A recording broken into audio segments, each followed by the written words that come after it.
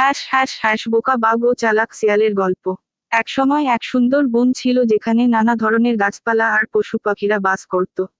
সেই বনের এক কোণে একটি ছোট্ট গ্রামে বাস করত একটি বোকা বাঘ এবং একটি চালাক শিয়াল। বাঘ ছিল খুবই সহজ সরল আর শিয়াল ছিল অত্যন্ত চতুর। একদিন বোকা বাঘ বনের মধ্যে হাঁটতে হাঁটতে একটি বিশাল মিষ্টি ফলের গাছ দেখতে পেল। গাছটি নানা রঙের মিষ্টি ফলে ভরা ছিল। বাঘ খুব খুশি হয়ে ভাবল, আহা, এই ফলগুলো খেয়ে আজ আমি পেট ভরে খাবো। সে গাছের নিচে বসে মিষ্টি ফল খেতে শুরু করলো। ঠিক তখনই চালাক শিয়াল সেখানে এসে হাজির হলো।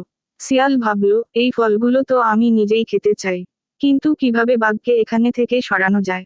শিয়াল বাঘের কাছে এসে মিষ্টি হাসি দিয়ে বলল, বন্ধু বাঘ, তুমি কি জানো, এই গাছের ফলগুলো জাদুকরি।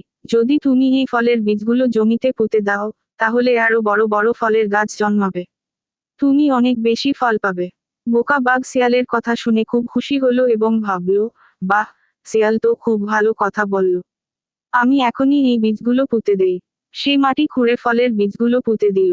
শিয়াল তখন বলল, তুমি এখন বিশ্রাম নাও, আমি তোমার জন্য এখানে পাহারা দিচ্ছি। বোকা বাঘ শিয়ালের ওপর ভরসা করে গাছের নিচে ঘুমিয়ে পড়ল। শিয়াল বুঝল, এটি তার সুযোগ। বাঘ ঘুমিয়ে পড়ার পর শিয়াল সব ফল খেয়ে ফেলল এবং চুপি চুপি সেখান থেকে চলে গেল। কিছুক্ষণ পর বাঘ ঘুম থেকে উঠে দেখে, সব ফল নেই আর শিয়ালও নেই।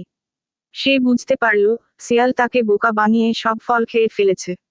বোকা বাঘ খুবই দুঃখ পেল এবং নিজের বোকামির জন্য লজ্জিত হলো। সে প্রতিজ্ঞা করল, সে আর কখনো কারো কথায় সহজে বিশ্বাস করবে না এবং সব সময় সচেতন থাকবে।